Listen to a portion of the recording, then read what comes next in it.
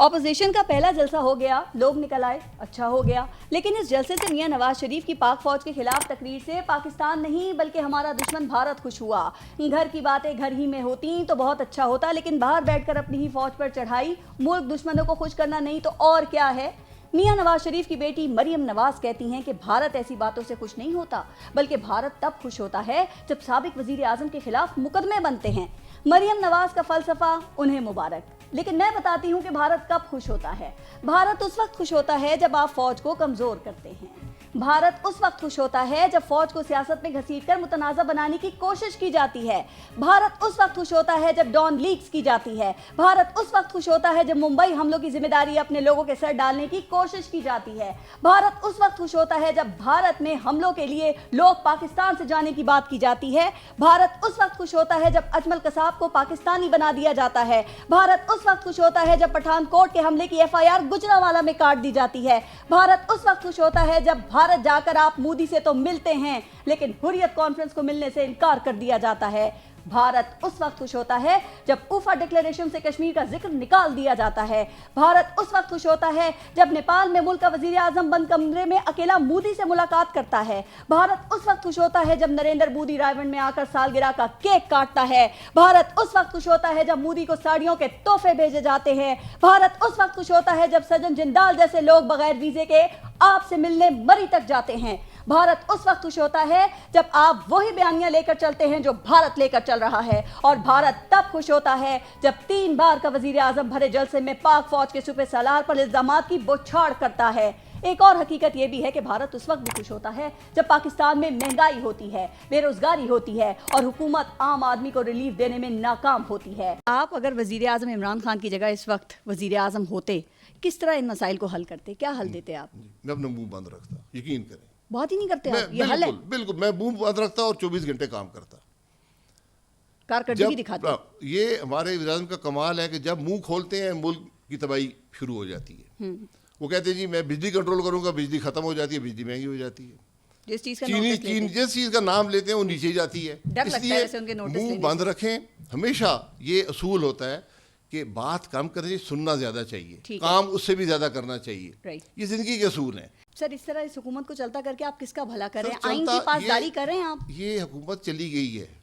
میں ہمیشہ آپ کو پروگرام پہ کہتا ہوں, لوگ ناراض ہوتے ہیں. یہ ایک جنازہ ہے, اس کو پڑھ کر فارغ کریں, عوام کو موقع دیں کہ وہ فیصلہ کرے اور ایک نئی حکومت آئے جس کی بھی آئے. آج NRO ان کو دے دیں نا تو 5 سال آرام سے ہمیں گزارنے دیں گے. یہ 5 سال تو ان کے نہیں ہے, نہ NRO ہوتا ہے ہمارے قانون میں. NRO نہیں ہے. یہ بھی عمران خان کو علم نہیں ہے ان چیزوں کا. بیچارے معصوم آدمی ہے, مطلب PM نہیں دے سکتا. معصوم آدمی ہے جی, PM نہیں دے سکتا. تو میاں صاحب آ جائیں پھر عدالتوں کو فیس کریں. سر میاں صاحب تو کنوکٹڈ ہیں, وہ علاج کرانے گئے ہیں. سر اب تو ماشاءاللہ بڑے صحت مند لگتے ہیں, اب تو ان کی صحت ٹھیک لگتی ہے تو میڈیکل رپورٹ پڑھ لیں. ہر آدمی بات بھی کر سکتا ہے, بیمار آدمی لمبی تقریریں بھی کر سکتا ہے. اگر آپ زور ہے تو ان کو لے آئیں وہاں سے, وہ تو علاج کرا کے آئیں گے. اگر آج ملک کا مسئلہ میاں نواز شریف کو واپس پاکستان آنا ہے تو آ جائیں گے.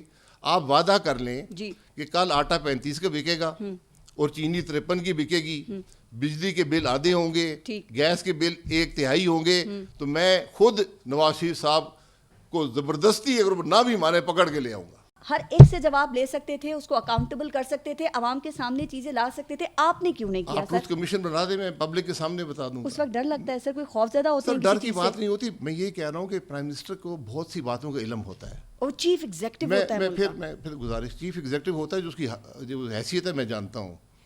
آپ کا ہر چیف ایگزیکٹو جیل میں گیا ہے, اس پر الزامات نہیں لگ سکے. یہ باتیں رہنے دیں. سسٹم میں ہوتا ہے تو نہیں بولتے, جب سسٹم سے الگ ہو جاتے ہیں پھر سر ساری یہ باتیں سامنے ہونے کی بات نہیں ہوتی. جو آپ باتیں کر رہی ہیں اسی لیے وہ باتیں نہیں کی جاتی کہ اس وقت جو ہو رہا ہوتا ہے, اگر آپ بات کریں گے ملک میں انتشار کا خطرہ ہوتا ہے. آج کل باہر سے آ رہی ہے زرعی ملک میں یہ چیزیں امپورٹ ہو رہی ہیں کیونکہ انہوں نے ساری ایکسپورٹ کر دی اور سارا الزام آپ لوگوں کے سر پہ. جی ایکسپورٹ میں نے نہیں کی, انہوں نے کی ہے. بلکہ میں نے کل ایک شخص نے مجھے کہا کہ آپ یہ بھی اعتراف کر لیں کہ آپ نے مرغیوں سے مہنگے معاہدے کیے تھے اور آپ 200 روپے درجن مرغیاں انڈے بیچ رہی ہیں.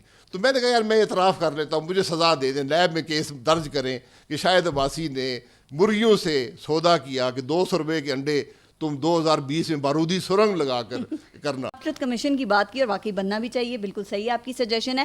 APC میں یہ نقطہ آپ نے اٹھایا تھا. کبھی بنے گا نہیں ویسے.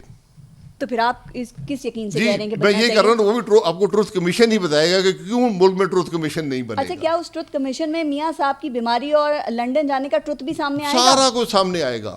پھر تو بڑا اچھا بڑے سارے ٹروتھ آئیں گے. کیا تھا آپ نے کہا تھا مجھے کوئی چھوڑ کے جائے گا میں فیئر ویل دوں گا. جی وہ انہوں نے جو وہ چھوڑ کے جانے سے پہلے بتایا نہیں، وہ آئیں گے تو ان کو ضرور فیئر ویل دیں گے، کوئی ہماری کوئی لڑائی نہیں ہے. دوسری بات یہ کہ ہمارے پاس جو آنے والوں کی تعداد ہے وہ روزانہ سینکڑوں اور ہزاروں میں ہے. پارس صرف دنیا ان کو نہیں جانتی، سب لوگ یہ جو آپ جن کو چہرے کہتے ہیں نا، وہ چہرے تو بھائی لمیٹڈ ہوں گے نا. ان چہروں کے بعد کیا پارٹی بند کر دی ہے؟ دیکھیں اب وہ تو چہرے نہیں بچے، ہر پارٹی کے جو جہاں جس کو سیٹل ہونا تھا وہ ہو گیا. اب ہر وقت چہرے ہم بنا رہے ہیں، ہم اپنی پارٹی میں چہرے بنا رہے ہیں. ہم نے جو ہماری مصطفیٰ کمال صاحب، اگر آپ بڑے اپنے جو لیڈرز ہیں ان کو انٹیکٹ اپنے ساتھ نہیں رکھ سکے، سر بتائیں عوام کیسے ٹرسٹ کرے گی پھر؟ ایسا عوام ٹرسٹ کرتی ہے. دیکھیے ایسا ہے کہ ہمارے پاس بالکل دلوں کے سودے ہیں. اگر کسی کو ہم سے ہماری پالیسیز ہماری باتوں سے وہ نہیں، تو سب کو یہ تو سلسلہ چلتا ہے، ساری پارٹی میں چلتا ہے. آپ نے 4 نام بتائے، 10 لوگوں سے زیادہ ایسے الیکشن ہم ہار گئے. پارس بیک کہنا کیا چھوڑ دیا ہے لوگوں نے؟ کیوں نہیں آ رہے آپ کی طرف؟ کیا آپ کا نظریہ تو نہیں چینج ہو گیا؟ نہیں سوال ہی نہیں پیدا ہوتا. دیکھیے روزانہ آ رہے ہیں لیکن ان لوگوں کی خبر نہیں بنتی ہے. ہمارے پاس تو اتنے لوگ آ رہے ہیں کہ ہمارے پاس تو جگہیں کم پڑ رہی ہے. ہمارے پاس اتنے لوگ آ رہے ہیں. ایسا آئے گا کہ آپ کمال کے پاس اس وقت کراچی کے جو مسائل ہیں ان کا حل کیا ہے؟ 1 لائن ہے بھائی. میرا ماضی ہی میرے فیوچر کی ضمانت ہے. کیا جب مصطفیٰ کمال کو لوگ راتوں میں جاگ کر کام کرتے ہوئے دیکھتے تھے تو مصطفیٰ کمال سے کوئی جو ہے وہ سائن لیا تھا؟ انہوں نے کوئی ڈیفیڈیوٹ سائن کرایا تھا؟ میرا کردار، میری ایمانداری، میرا کام کا جاننا، یہی جو ہے وہ میرے فیوچر کی ضمانت ہے. اور ہم اس وقت سب سے اچھے ڈاکٹر ہیں کراچی کے. اللہ نے ہمیں ایسے اچھا ڈاکٹر بنایا ہے کیونکہ ہم ویسا نہیں جیسا جنرل الیکشن میں ہوا تھا. دیکھیں اگر لوگوں کی قسمت میں اس کراچی کو اچھا اور بہتر کراچی ہوتے ہوئے دیکھ، اگر ہے قسمت میں، دیکھیں میں رب سے نہیں لڑ سکتا. اگر قسمت میں لوگوں کے ہے یہ، تو مصطفیٰ کمال کے علاوہ کوئی اور چوائس نہیں ہے. لیکن اگر اللہ امتحان میں ہمیں رکھنا چاہتا ہے تو میں اللہ سے لڑائی نہیں کر سکتا.